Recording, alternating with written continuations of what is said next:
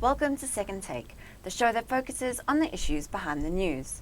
Digital mining is gaining traction, says Ernest Young, and the Richards Bay coal terminal has set a 77 million tonne export target for 2017. Martin Creamer joins me in studio to discuss these developments. Hi Martin. Hi Tracy. Why has digitisation gained popularity in the mining industry? You know, digitisation is made up of a series of proven technologies. So other industries have been grasping this to interweave all the information technology and to make sure that there are linkages and separate linkages and everything comes together in one big whole. Now, that's possible because it's been in silo form for so long, and then you can bring it together. But mining has been a bit slow with this, but it's probably more excited than anyone about it because, you know, the benefits can be so huge if you link the boardroom, you know, to the ore body, and workers also have as much information as directors, and they can use that information. They've got it on tap immediately. They know what is in that rock. They know what the price of that metal is. They know how to approach that metal and that mineral because of all the other factors that are at their fingertips. And it can actually make sure that you get an optimum return on what is a very difficult industry and requires a lot of intuition mining. You know, take a lot of that intuition out of it and be able to really know exactly what and where and what grade is available for you and what you should pursue given the prices and the demand factors. Now, people are always scared of job losses when it comes to introduction of new technology, but digitisation is supposed to increase jobs. Digitisation will add to the number of jobs. That is the conviction of everyone that has become involved. And it will also require an upskilling of people. Now, we want jobs and we also want upskilling. So it seems like something that we should pursue. You know, exactly how all this automation will end up cannot be seen until it is upon you. You know, what about robots, you know, if they start entering the scene? But as things stand now, no matter what comes in, there is still human involvement at an upscale activity in greater number. So it is something that, you know, we shouldn't fight shy of. And then the Richards Bay coal terminal has announced it has a target of 77 million tonnes for this year in terms of its exports. How confident is it in its ability to achieve this target? Well, I think what's given it a lot of confidence is what happened at the Richards Bay coal terminal in November when they managed to pull out all these stops and export in 1 month an all-time record of more than 8 million tonnes. So if you annualize that, you know, 77 million tonne target looks moderate. It doesn't even look that high. Obviously, things can happen between now and the end of the year. And really, the Richards Bay coal terminal is merely a body that takes what is given to it and makes sure that coal enters the ships and gets into the export market. But if the mines stop delivering, of course, you know, that target won't be met. It all depends on the economics, really. But I think they are foreseeing 77 million tonnes is a reasonable figure. And that will be an all-time record for the terminal. And a very good thing for South Africa because it earns us, you know, a lot of foreign exchange. It is our biggest selling commodity at the moment. It earns more, those exports, than any other commodity, and it has been in that front-running position for some time. So the price factor, you know, the last time I was down at Richards Bay last year, mid-year, there were bad price signals. But even at that stage, they moved quite a lot of coal through, and in 2015, of course, they did have a good number. It fell a bit in 2016, but you could see from the price at about $48 a tonne that the demand was a bit down. Now we see the price back up at the $86 a tonne mark. So I think that gives them more confidence now to say we're going to set this target. That's what we're going to aim at. So we will put our efficiency into whatever arrives at our terminal, and that's what we foresee we will put through. And often, when they set a target like that, they are a little bit conservative. And as I say, if you take that 8 million tonne plus and you multiply it by 12, it goes beyond that. But that's what they are prepared to say that they can see themselves doing. In 2017, 77 million tonnes of coal going out of our terminal into world markets. And we see India offtake is good. China, Europe declined a bit, and also Africa declined a bit. Morocco was quite a big taker at one stage. That has declined a bit.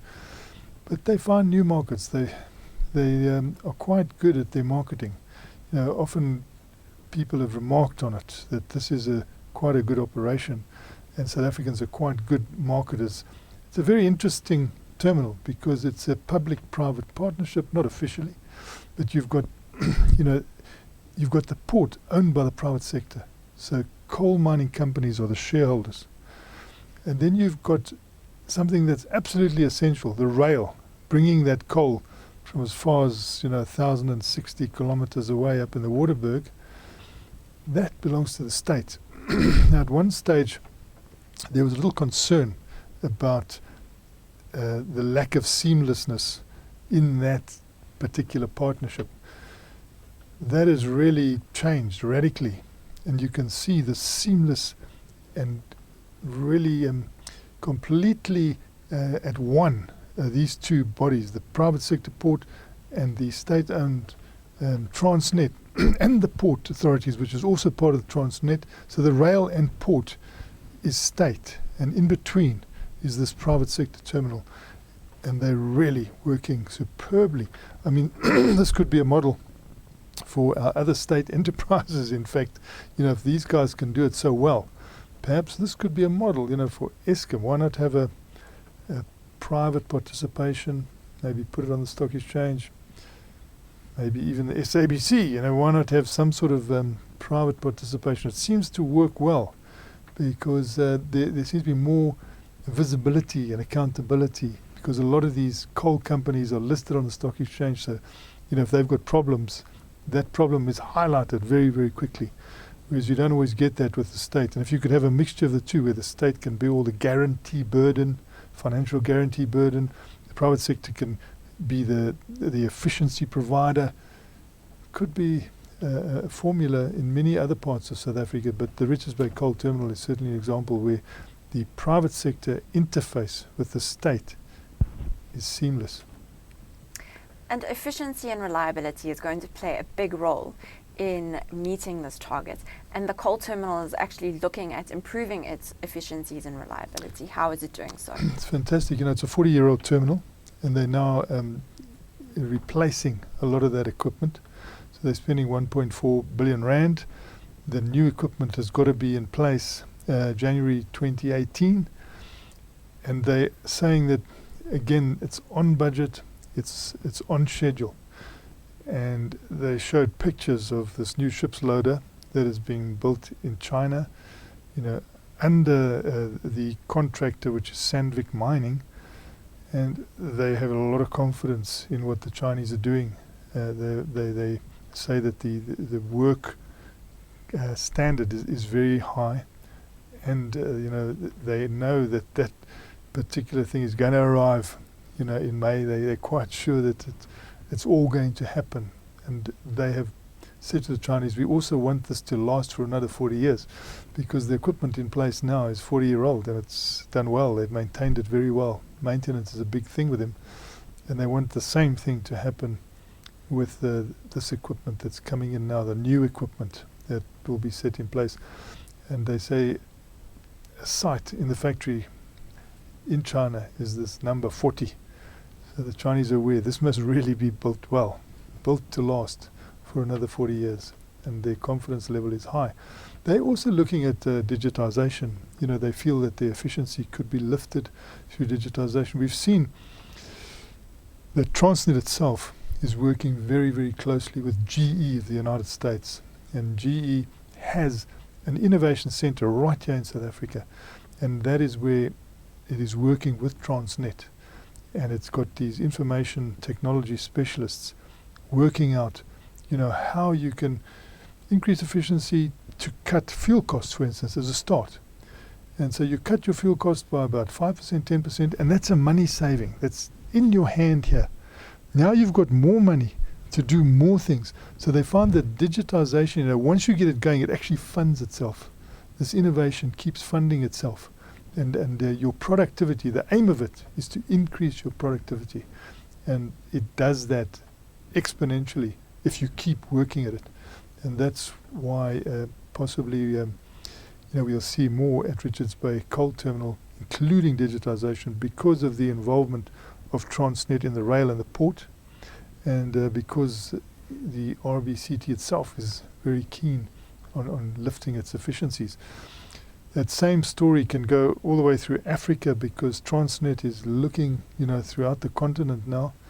And if you can also have a political solution, besides your digitisation, you have a political solution where the boundaries of your country are such that you can digitise all the customs obligations. If the politicians get together regionally and they actually agree on digitisation of the customs levies and everything else, you can have a very fast-moving continent, because the digitisation process will see to the immediate payment of any duties. As the train flies through, the duties are paid, because that's the way they'll sort out the arrangement with the banks. There will be multi-connections, financial connections, technical connections, official obligations met, all in digital fashion that can speed things up. And so, again, getting back to the original topic, digitisation, that can do a lot can float a lot of boats in this region. Thanks, Martin. It's a great pleasure, Tracy. That's it for today. Join us again next week for more news analysis on the South African mining industry.